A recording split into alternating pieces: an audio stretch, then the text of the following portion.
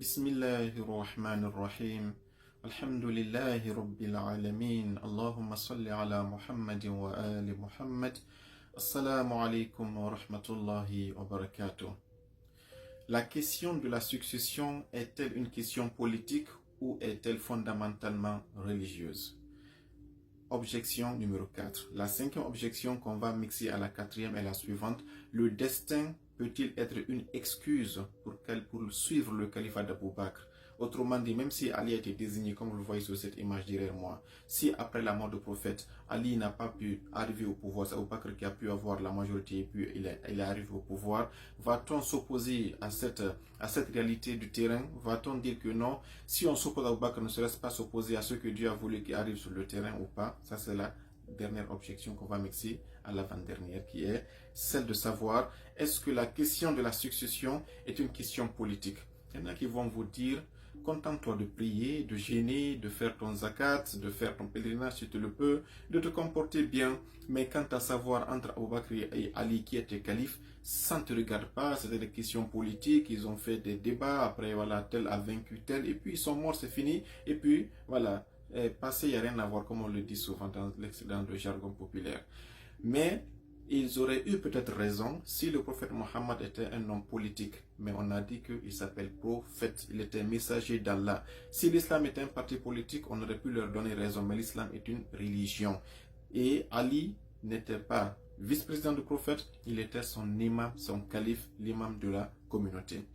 Donc voilà un peu les questions qu'on va essayer de mixer aujourd'hui pour essayer de mettre fin à cette série d'objections qui sont liées au Radir Khoum, qui est la fête de l'installation de l'imam Ali comme étant premier calife du prophète Mohammed sallallahu alayhi wa sallam.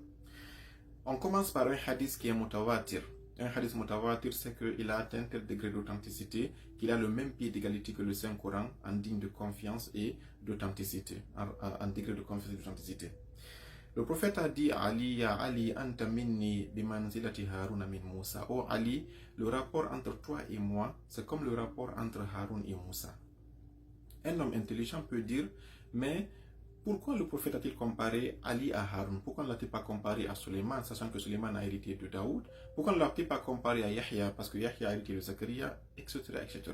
Nous demandons le Saint-Coran en deux versets différents. Surtout le Furqan, au verset 35, Allah dit, si vous voulez comprendre quel était le rapport entre Harun et Moussa, il y a deux versets que je vais vous donner. Le premier verset, surtout le Furqan, verset 35. Il dit, Bismillahirrahmanirrahim, وَلَقَدْ آتَيْنَا مُوسَى الْكِتَابَ وَجَعَلْنَا مَعَهُ أَخَاهُ هَارُونَ وَزِيرًا. On a donné à Moussa le livre et on a mis à ses côtés son frère Haroun comme étant son assistant, son pilier principal, son bras droit. Ça veut dire donc que Haroun était d'abord Akhahu, il était Akhou de Moussa, il était le frère de Moussa, tout comme Ali est le frère de Mohammed. Et il était wazir de Moussa, autrement dit son lieutenant, s'il n'était pas là, c'est lui qui le remplaçait. Et Ali donc est le remplaçant du prophète Mohammed aussi sur ce verset du Saint-Coran dont personne ne peut discuter. Mais le rapport ne se limitait pas à ce niveau. Il y a un autre rapport qui était encore plus élevé qui est dans Sourate Maryam au verset 53. Bismillahirrahmanirrahim. وَوَهَبْنَا لَهُ مِنْ رَحْمَتِنَا أَخَاهُ هَارُونَ نَبِيًّا. Allah dit, on l'a donné à Moussa par notre miséricorde, on a fait de son frère Haroun comme étant un prophète. Le prophète Mohammed nous dit donc que son lien avec Ali, c'est comme le lien entre Haroun et Moussa. Haroun avait trois qualités. Il était le Akhou Moussa, Wazir Moussa, Wanabi. Il était à la fois frère de Moussa, assistant de Moussa et il était aussi prophète. Donc ici, Allah nous donne de façon claire qui devait être l'assistant du prophète Mohammed et qui devait être son successeur après lui. Pourquoi?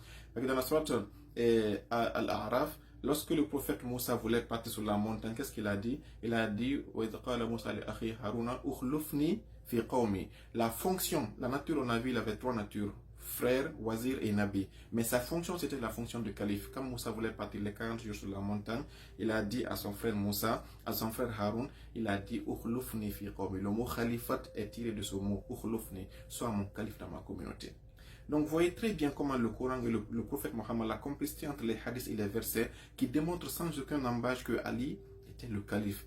Donc Ali est comme Haroun, trois natures, frère, wazir, assistant et prophète. Mais là, le prophète dans le hadith a donné une petite exception. Il a dit, Illa annahu la nabiyya ba'di. Il dit, Ali, entre toi et moi, c'est comme entre Haroun et Moussa, sauf que, à la différence que moi, Mohammed, il n'y aura pas de prophète après moi. Ça, c'est très puissant.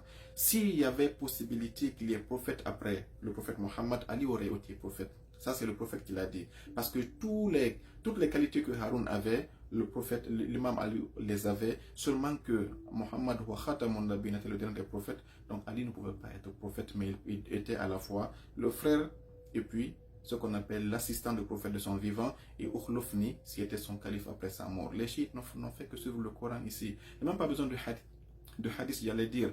Le Coran est très clair. Maintenant, ceux qui disent que non, le destin peut-être aurait sauvé Abu Bakr, prenons l'exemple de ce qui s'est passé. Quand Moussa est parti sur la montagne et que Haroun était nommé comme son calife, Allah a dit à Moussa, nomme ton frère Haroun comme calife. Qu'est-ce qui s'est passé? Les gens ont abandonné Haroun, n'est-ce pas? Ils ont suivi ce qu'on appelle le veau d'or, une vache en or. Qu'est-ce qui s'est passé?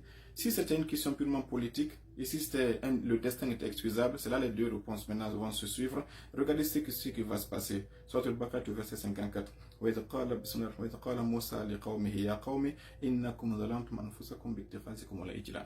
Vous avez, Moussa dit à son retour à son peuple, ô vous mon peuple, vous avez commis une grave injustice lorsque vous avez abandonné Haroun, que moi et Dieu on a nommé, et vous avez suivi Moussa Samiri avec la vache et le veau d'or qu'il a créé.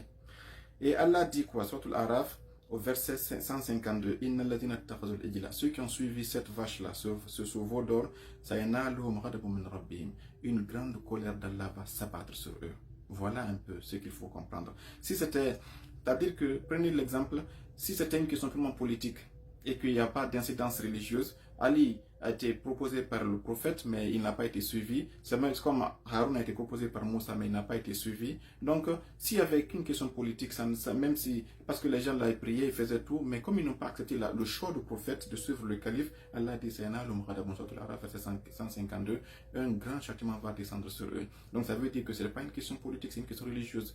Même si tu pries, même si tu jeûnes, même si tu fais ton zakat, même si tu fais tout, si tu lis le Coran 1000 fois par jour, si tu n'as pas suivi le calife authentique que le prophète a nommé après lui avant de partir, c'est que tu seras comme, parce qu'il n'a pas comparé Haroun à Ali pour rien. Il savait qu'il va nommer Ali, mais qu'il y a des gens, les Ahlus-Sunnah wal Jama'a ne vont pas suivre Ali.